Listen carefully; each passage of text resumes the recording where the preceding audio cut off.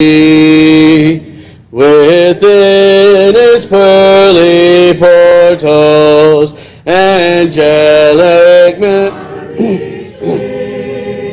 with glorified immortals, the praises of its King. O Zion, Zion, I long thy gates to see. O Zion, Zion, when shall I dwell in thee? Would you please be seated? At the time our invitation is presented, we'll be singing 489. 489.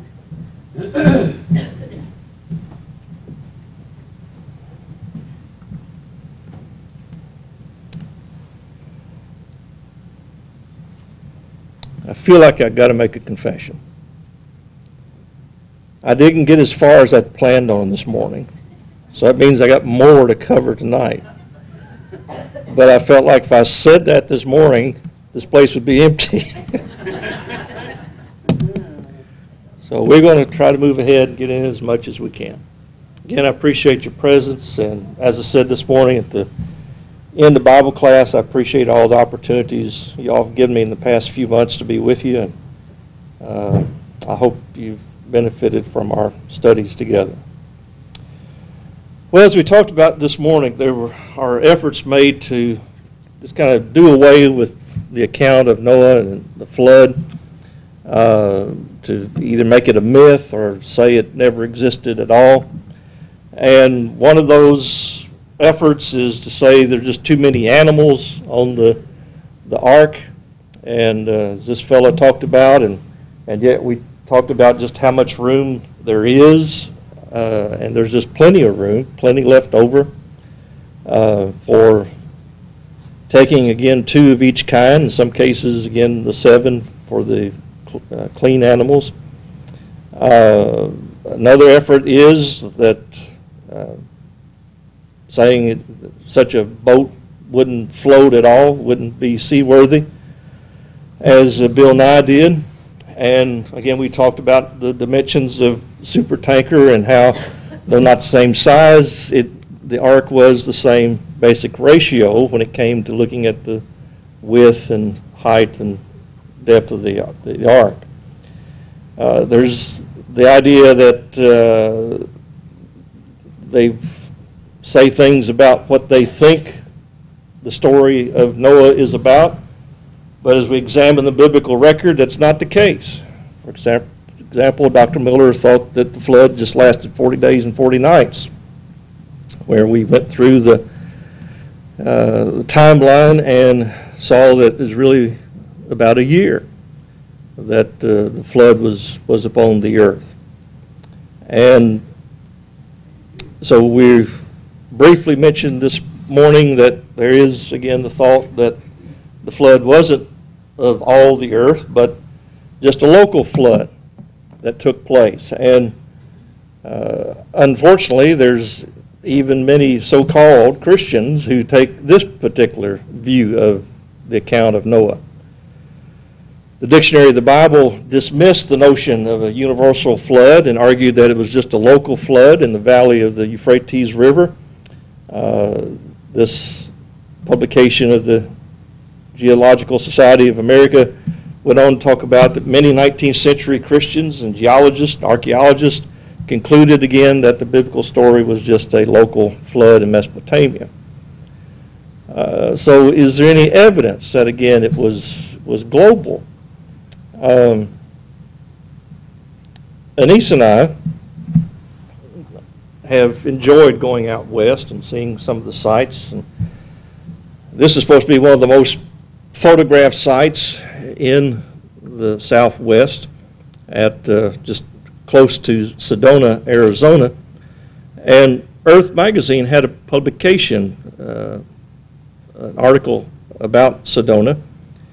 And it said, for hundreds of millions of years, a succession of shallow seas encroached upon the region and then waned. So this area here that we see was underwater at some time. Again, that's admitted by the secular scientist. They go and talk about that as you hike, keep an eye out for ripple marks and parallel banding. They were created by tidal currents, which repeatedly wash sediments back and forth.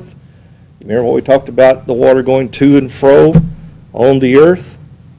And they got the time wrong, but again, you see massive water as it was draining off would have run through here. And a little bit north of there is Arches National Park near Moab, Utah. And again, Earth Magazine had a whole publication about Moab.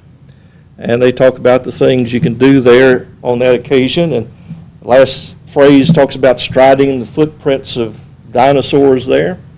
And again, if you look at Arches, you can, just look at it and see it just looks like a pile of mud that's been layered there. And sure enough, this article talks about that the first kilometer of the trail to delicate arch crosses the soft pastel-colored muds of the Morrison Foundation, a dinosaur bone-rich unit deposited along vast floodplains in the early Jurassic. And so here again was the land that was underwater. You can kind of see the levels of sediment as it was again settled. And of course the famous arch that's there that fell not too long ago. And again, just like globs of mud that have been deposited there in that particular area. Not too far from there, in this article from Science Daily, it talks about that a Tyrannosaurus rex was discovered, almost a complete skeleton, about 75%. And again, not just finding the dinosaur, he says, but also crocodiles, turtles, mammals, amphibians, fish, invertebrate, and plant fossils, all again found in this area together. But it wasn't just Arizona and Utah that was underwater. We could go farther north and see that Nevada was submerged under a vast ocean, according to the scientists. And really not just the west, but we could come back here in the east and come to my home state and see that Kentucky, talking about a creature, a fossil that was found here that was alive, that the area was covered by a sea. And of course we skipped over kind of the central part of North America, but again the scientists tell us that that area, there was a shallow sea that flooded the central region of North America. In fact, one paleontologist says that the whole Midwest region of North America, from the Arctic Circle to the Gulf of Mexico, has actually been underwater for far longer than it was above water. So that pretty well gets North America for us. Well, let's go down to South America. And in Colombia, we see how this area, even though it was 7,000 feet above sea level, the scientist talks about how that all this was once the ocean bed. We could jump over to Europe and see that an ancient sea covered much of Europe around 150 million years ago. Dropping on down to Africa and Egypt, the shallow tropical sea covered this area and all of northern Egypt. We could go over to Asia and see that in China this area was a shallow sea.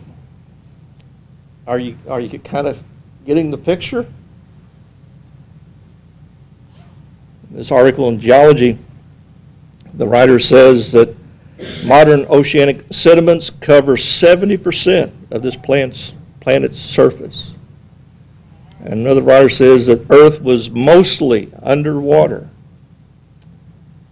Well, when we can find fossilized shells and traces of marine organisms on top of the highest mountain, I think it's probably not just 70%, but 100%. Another thought that comes about when talking about sinking or efforts to sink Noah's Ark is that, again, there's still scientists who say, well, there's just no physical evidence of that.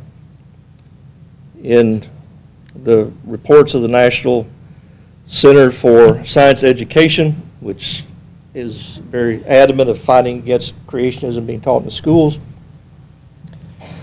geologist Max Hunter said, there remains not 1 square kilometer of rock at the Earth's surface that is indisputably flood deposited. Apparently just forget all that we just read in those places around the world. Another fellow in a book says that flood geology offers no detailed explanation of any aspect of the fossil record. Well, let's think about fossils for a minute. Textbook says that fossils are the remains of once living things from past ages. And you may remember something like that from your biology days, and how there's different kinds of fossils. There's animal skeletons, there's frozen creatures like the mammoths, there's leaf prints, there's dinosaur footprints, insects in amber or sap. All of those, again, qualify under the heading of fossils. And some of us older folks can remember when we got the Weekly Reader in school. I don't think the Weekly Reader is published anymore, but there is something similar published by Scholastic. And in this particular issue, it has a chart here how a fossil forms. And I know you can't read the print, but it talks about how that, an animal dies and then sediment starts to form over it, and it just keeps building and building and eventually covered, and again more sediment comes along and adds more and more, and the whole process takes, articles talk about hundreds and thousands of years. Well, I think probably, most of us probably have seen roadkill, right? And I know you're glad you didn't see that before going to lunch this morning.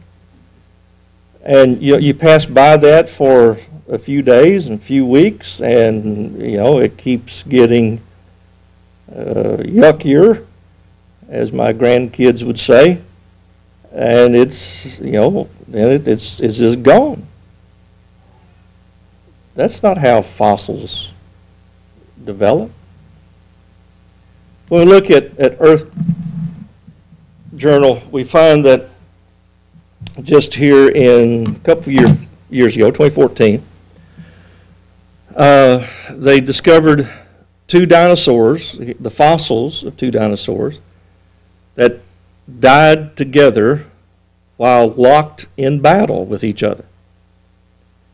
Here were 2 dinosaurs that were fighting each other, and all of a sudden they were covered with sediment. The articles went on to say they were found in their natural position, and that they had to be buried exceptionally quickly. That forms what they were in was sandstone, and that usually forms from sand with high water content. Well, how are you going to, dinosaurs are pretty big, they're pretty tall. How are you going to get something to overwhelm them almost in a flash, in a second, to bury them in position of fighting each other that quickly so that they become fossilized? When we look at other fossils, this one is actually in a museum a little south of Moab, where we talked about a while ago, and you can actually see the last dinner it had there in its stomach. But a lot of the fossils you see in this position where the neck is thrown back, or the animal itself is thrown back. And here is a case of, again, a bird where the neck, again, here's the beak, is curved back. This is of a small horse. The fossil was found in Wyoming. And again, it's not, on all fours. He's kind of pushed back and fossilized in that position.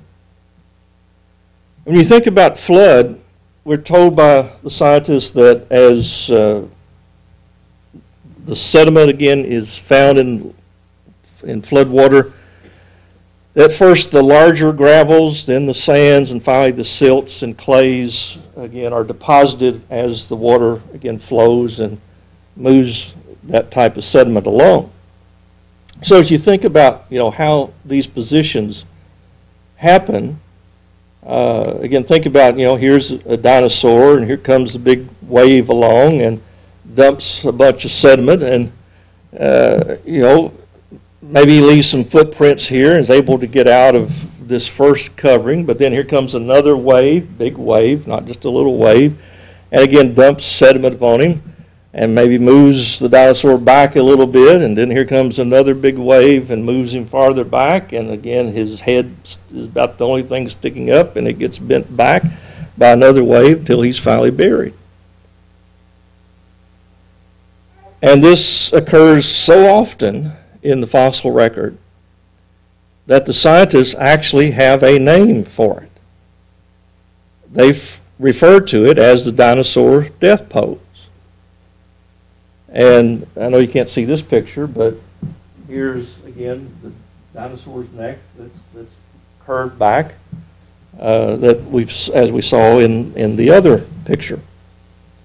And the writer of this particular article says, although the roads to the death pose, what he's saying is, there's all kinds of explanations for this. Immersion in water is the simplest explanation. Well, duh. Yeah. And not just, rain falling down, but rushing water is the explanation. Further north of Moab is Dinosaur National Park, and this particular part is called the Quarry Exhibit Hall. It allows visitors to come in and view. There's approximately 1,500 dinosaur bones here that just massively buried and built and together in this rock. And there's different types of dinosaurs in the rock, and again you can see skulls, you can see vertebrae, spinal backbone. In most cases it's just jumbled up rock from again a large number of dinosaurs, again all buried together at this particular point. There's a passage in Job that many people believe is reference to a dinosaur, a very large land animal that's mentioned there and described. And one of the things that God says about this animal to Job is that it remains calm and unafraid when the Jordan River is rushing and splashing its face. So the Jordan River, as you see here, there's times when it floods each year and goes out of its banks. But whatever large creature he's talking about is not concerned about that. That doesn't bother him. Well, here at the Dinosaur National Monument, the Green River flows through there, that you see here, and the scientists talk about, well, the river must have flooded and washed all these dinosaurs, up together in one big pile. I think it'd probably take a bigger river than that one to do that kind of mass burial. It'd take a pretty good sized flood. On the website of the Utah Museum of Natural History, they have educational materials to talk about this particular monument, and one of them is a video, a map of the quarry, and where all the bones are placed. And they have a video that shows teachers how to use that map. And students can go in and select, again, particular type of dinosaurs that they want to find out. And by clicking and choosing that, it will then highlight where those particular bones are found on the wall, so the students can see that. But the only creatures they got up there are dinosaurs. And so you might think, well, that's all that's in this massive burial. But that's not the case. There is an article in Earth that talks about how that it's not just dinosaurs. There's also frogs, there's salamanders, there's mammals, there's lizards. There's at least 2 turtles that are there. Parts of a crocodile are there. All these creatures, again, buried in one big burial spot. And we think that's amazing to be able to stand there and see that and think about what caused that. But the amazing thing is that's not the only place where that occurs. There's massive graves in a number of places around the world. And this writer says, the bone beds always come with a mystery. Why did so many animals die at once? He says floods and volcanoes are sometimes invoked. That may be the cause. He's getting close. He says, goes on to say, he and his colleagues have so far cataloged nearly 1,200 specimens from a single bed, a third the size of a tennis court. Not the size of a tennis court, that's pretty small, but a third the size of a tennis court. 1,200 different animals buried together. And he goes on to say that whatever killed these animals was fast acting, dropping birds in their tracks. And again, it's not just dinosaur or one particular kind of animal. He says the mass grave is full of birds and bats.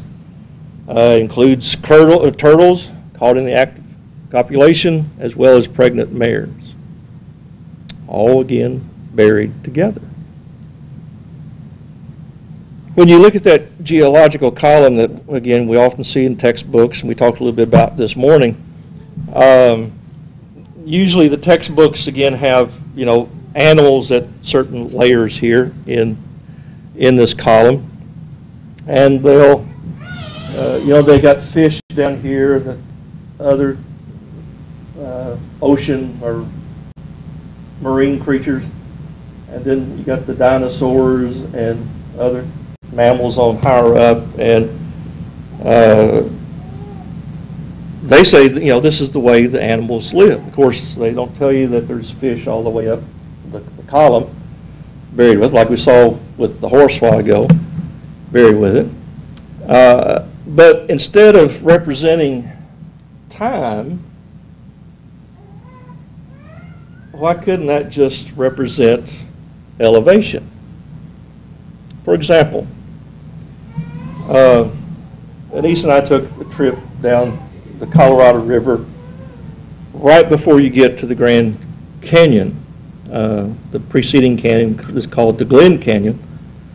And this is right before you get to the Grand Canyon, where the rafting starts for that. And you can kind of see the landscape.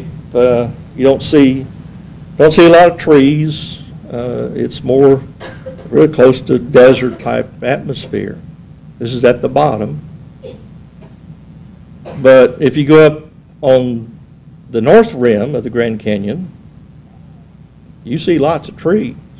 You see the pine needles there from this particular tree. And you think about that here, these plants and these are living at the same time, but they're not together. And so if a big flood came along and buried everything, they'd be at different locations in that burial. And that's true not just of plants, but again, on the north rim, where we took these, there's animals there. And at the bottom of the canyon, there's different kinds of animals. And what, again, if you had a mass burial, you might wind up with a column looking like this, but that doesn't mean that there was, millions of years between them. It just means they lived in different spots and didn't live together. And they could have all gotten buried at the same time. While we're talking about the Grand Canyon, you notice these white-looking rocks here, and kind of look in a little closer, and you see fossils here. And you take a little closer look, and you can see that they're shells. And we're talking about 7,000 feet above sea level at that particular point. The Grand Canyon, it's a pretty big hole in the ground. And as Anise can testify, it's a long way down. But near the bottom of the Grand Canyon, there's different sediments here, different type. The Tepic section here is made out of sandstone, and that would be about what we would believe would be at the beginning of the flood. Again, you think we talked about the tsunami waves that would have rushed across the land and, again, wiped out nearly everything at that particular point. And that's not just that particular layer with its sandstone and the fossils that are in that particular layer is not just in the Grand Canyon.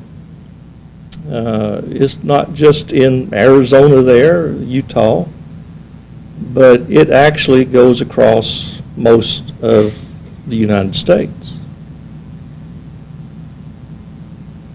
And you can even cross over the Atlantic Ocean and find it in England and come down into the Middle East and find it in Israel.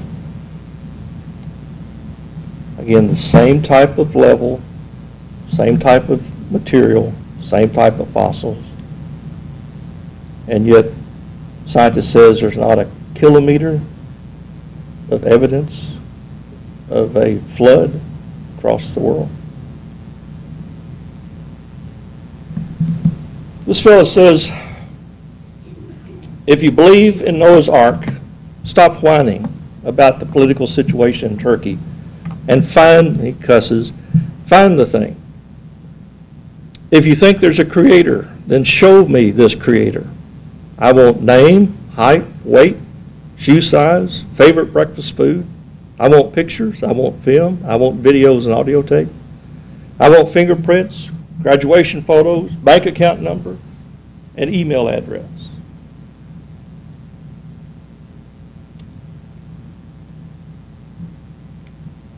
This is the Alamo. I don't know the name of the fellow that built the Alamo. I don't know his shoe size. I don't know what kind of breakfast cereal he liked. And I'm pretty sure he didn't have an email address. But I know somebody built the Alamo. The Hebrew writer says, for every house is built by someone, but the one who builds all things is God.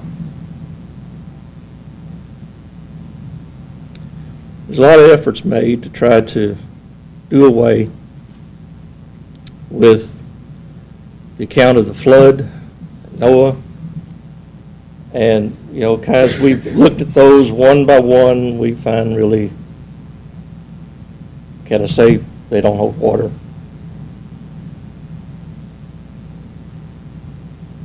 But while they won't sink the ark,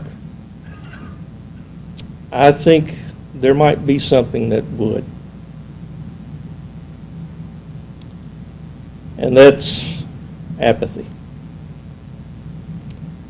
Apathy on the part of parents who allow the kind of stories that we read in this morning's lesson to be taught in schools, be taught to their children. Apathy among so-called Christians and preachers who try to discredit, again, the flood, and people that sit in the pews and listen and support preachers like that.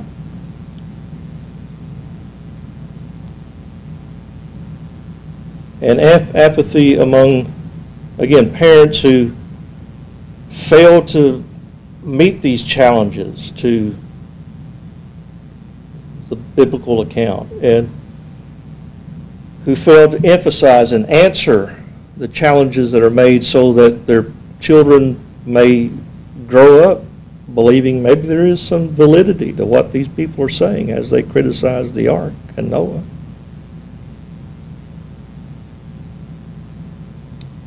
If we're apathetic and aren't willing to stand up and defend Genesis 6 through 8, then one day it'll just be a myth. And it'll just be a story that we can tell kids and that we can laugh about as the story was read this morning.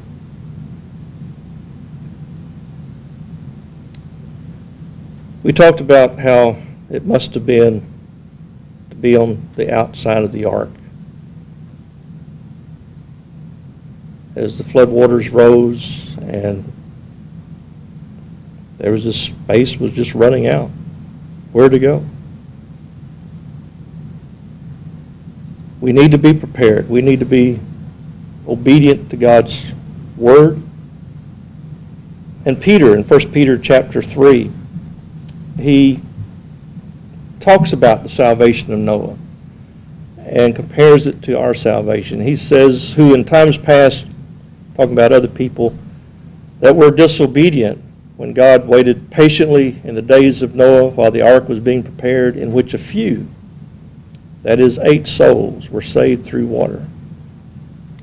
Figuratively, this is like baptism, which also saves us now. It is not washing off the dirt from the body, but a response to God from a good conscience through the resurrection of Jesus Christ. Just as Noah and his family were saved by water, we can be saved by water, because that's God's plan. That's the way he set it up. Just like he set up the plan for Noah to build the ark and save his family. It's up to us to have faith enough to be obedient to what he has to say. And not be apathetic in anything when it comes to his word and defending his word. So if you are here tonight and need to respond to the Lord's invitation, won't you come while we stand and sing? Kneel at the cross, Christ will meet you there. He intercedes for